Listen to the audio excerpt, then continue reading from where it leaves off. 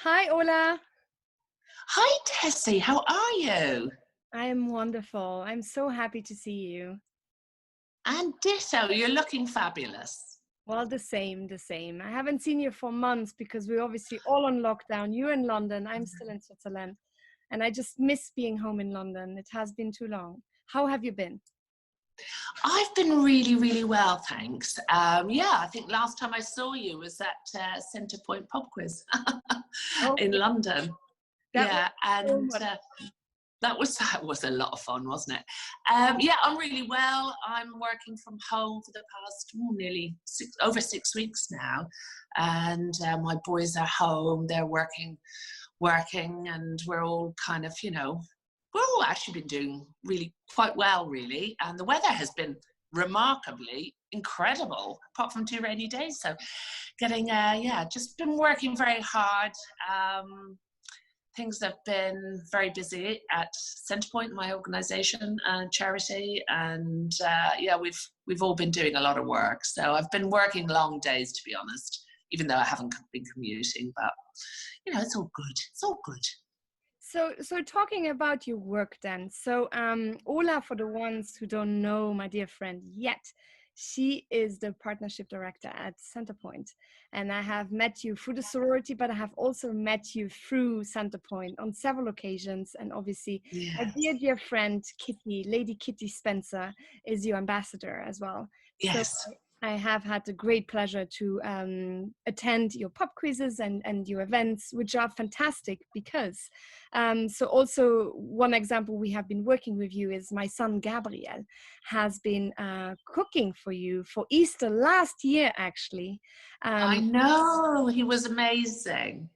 it was just so wonderful, and it was so important for him to show a sign of respect to young people who are in trouble. So tell us a little bit more about Centrepoint, because obviously I don't know all of the details about Centrepoint, but tell me about it and everyone so that we can know how we can help you best. Oh, thank you, Kitty. And I hope the boys are well, your gorgeous sons, and Amazing. doing their online lessons like they all have to. Well, for people who don't know anything about Centrepoint, Centrepoint is the UK's leading youth homeless charity for young people between the ages of 16 and 25. And we are looking after and supporting young people in the UK, up and down the country, London, Manchester, Sunderland, Bradford, Barnsley, all over. And we're not a charity that deals specifically with rough sleeping. What we are is a job and a home. We would like to help young people who are vulnerable and either at risk of homelessness or homeless to have a brighter future. And that's what we do. So we look after young people from their physical health to their mental health, to educating them if they need support with that, and then to get them to live an independent life, live independently and work independently. So that is what we do at Centrepoint. And astonishingly, actually, about 2 weeks ago, we had we had our database. So we have a lot of data, and we create a lot of data, and we launched, it's quite shocking actually. In the UK, Tessie, at this moment, there are 110,000 young people who are vulnerable of homelessness. And kind of like, people don't even know sometimes that they are homeless, because they're like, had a fight with their parents. The main cause of youth homelessness is family breakdown, actually. And sometimes young people might have a fight with the parents, as you do, and stomp off and go and live with a friend or live with an auntie or grandma or something. And then that becomes weeks and months, and then they move to another friend, and suddenly they might wake up 6 months or 8 months down the road and they actually realize they're homeless. And there's a big hidden homeless aspect to homelessness in the UK. But yeah, so we do incredible work with our young people, like incredible. And so we've had, last year we had, as you know, our 50th anniversary. God almighty, I can't believe we're Congratulations. Happy 50 birthday years again. old. I know. So we had a lot of activity. And I mean, to be honest, we don't want to be 50. We don't want to be here. We don't want to exist. But sadly, we do. And we're doing the best that we can for young people in the United Kingdom. And we're so blessed, like literally, we are so blessed with our supporters like yourself and Lady Kitty and all of our supporters and that we have. We have people who support us monthly with a donation, people who support us through their companies, people who do fundraising, people who sleep out for us, people who come to events and do, you know, people who volunteer and mentor young people. And that's really important, because if you're someone who hasn't got a family support, you don't you need to be able to, you know, to talk to people and find out, oh, how could I be a journalist? How could I become an electrician? You know, these are kind of things that within a family atmosphere or environment you would learn or have support for. But if you haven't got that support, Centrepoint becomes, we hope, young people's family, and our volunteers are so important to us and they make all of the difference as well. But yeah, we're so blessed. We have a wonderful patron in Prince William, the Duke of Cambridge. He's our very fabulous patron, and he does all sorts of things and helps us. And his mum was actually our patron. Princess Diana was our patron for many, many years, and she brought William and Harry along to Centrepoint. So they knew Centrepoint from a young age. They knew of us, and they knew of, you know, the great need that young people have. And Prince William is an incredible advocate for mental health support, and as we all know, he's always helping, and the Duchess too. You know, he launched our independent, in fact in November he launched two things for us. In November he launched our independent living program, which is our most ambitious program ever. What is it about, briefly? So basically, when young people have been with us, so they may come to us, and we look after, as I say, their physical health. Then we look after their mental health. So we will have, you know, we have psychotherapy support and counselling support and all of that. And then when they've been with us, and you know, maybe we got them into a job or helped them get into a job or an apprenticeship, they, especially in London and Manchester, the housing problem is, the affordability is, it's just a nightmare. Terrible. It's terrible. No, it's like literally a nightmare. And you know, they could have a lovely apprenticeship, but apprentices don't tend to get paid great wages. But we have launched this program where we will work with ethical employers, and our apprenticeship house, our very first one, was launched in November in Lewisham. We have 7 apprentices down there. Virgin Red and Cordon People and a couple of other employers have taken these 7 young people. They've started apprenticeships. They're living in this apprenticeship house because they're independent. They don't need to be in Centrepoint now because they are independent. But because they're on apprenticeships, they can't afford to live in London and continue with their apprenticeship. So our deal and contract is with them that they won't pay more than 1/3 of their apprenticeship salary in rent. So that means they can afford to live in London and continue their apprenticeship. So Prince William came down, he launched that on the morning of 13th of November. And then on that evening, the 7 apprentices, the gorgeous apprentices that he met that morning, met him at the Roundhouse in London, and we had a big fundraising gala, and they walked him down the red carpet, and we had Rita Ora and Duran and Hussein Manoir, who's an amazing spoken word poet, and our young people performing that night.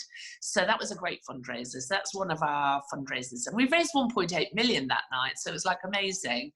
Wow. But since COVID, everything's gone a bit so it's very stressful. Tell us a bit about COVID-19 for Centrepoint, for the young people specifically, because I assume your staff and yourself, everyone is struggling as an employee, but how is it for the young people who need you to function? It's very, very hard. It's very difficult. So if you can imagine, if you are a young person who is not with their family, cannot be with their family, and is now having to isolate in a room, in a building with lots of other people who are not their family. So this self-isolation has been very, very difficult for a lot of our young people, because in our hostels, they have a lovely room, but they will have a shared kitchen and shared facilities. But with COVID-19, this has been very difficult because they can't go and see any of their friends. They can't go out. Our hostels, we haven't, in the bedrooms, we don't have Wi-Fi. And so that's very difficult. For young people now, we are in week 6 of self-isolation, and especially in city centres, in London, Manchester, in Barnsley, it has been very, very hard. They, as everyone, we can only go out for our 1 exercise per day. But the one thing I will say, Tessy, our key workers, our frontline staff, I have never been so proud to work in an organisation as I have for the past COVID couple of months. Our staff and our young people have been beyond incredible in adhering to and supporting the government and the NHS in keeping everyone safe. Like, it has not been easy, but for young people, it's been tougher. We have 21% of our young people are refugees as well. So English would not be their first language. And in the first couple of weeks of COVID-19, it was really hard because sourcing food in London was very hard. Getting into a Sainsbury's, getting into a shop, getting food to eat. We've overcome that now, thank God. And we have had incredible support from so many supporters that have come out of the blue, to support us, which we've been, we will be eternally grateful for. And relationships have gone, but it hasn't been easy. And getting PPE for our young people and for our frontline staff has been a literal nightmare. Like, it has been a nightmare. A lot of, as I mentioned earlier, quite a number of our young people have mental health. They need mental health support. They need one-on-one support, and our staff, need to protect themselves as well. And some of our hostels have up to 80 young people living in them. So keeping everything hygienic and open spaces, it's just been one challenge after the other. But I am pleased to report, I'm very happy to report, that we're coming through it. And I cannot tell you how our key workers have been keeping our young people's spirits up. They've been doing activities in our hostels. They're just playing instruments, spending time. It's like literally golden time on a level of relationships have been built. I won't say it's been plain sailing, it hasn't, but it has been remarkably. I think the good weather has also helped us. That's beautiful. So despite all of the turbulence and the scare, there's also good things coming out, new friendships. Oh, so many good things. Yes, that's beautiful. That's what we want to hear, of course. So, well, our time has run out already. So one last thing you would like to share with the viewers, with the listeners, in times of COVID-19, in times of lockdown? I'd just like to share the fact that I think people are reflecting now, wherever they may be, and reflecting on, if you have a home, how lucky you are to have a home, no matter what your home is. It might be small or big. In an apartment, you might have a garden, you might not. But when you have a home and people around you that care for you, we're blessed. And it is good to think, you know, when we come out of this, how may I help those who haven't got a home? And at Centrepoint, we always welcome more people into our family to help us. Of course. Because, yeah, it's great. And Tessy, thank you so much for all of your support and for this opportunity to have a shout out for us. Thank you so much. You're a beautiful person, and look after yourself and your boys in Switzerland. Thank you so much, Orla. You as well, and your boys, and thank you all you're doing, because it is just so important in these difficult times to look especially after the ones who are the most vulnerable. And I think what you are doing in your organization is just so important and so critical, and to show as well you are not alone. And yes, it's a turbulent time, but we see you. So thank you for that. And I will give you a virtual hug. I really miss you a lot. Oh, I miss you too. We keep in touch. Absolutely, my darling. Thank you so much.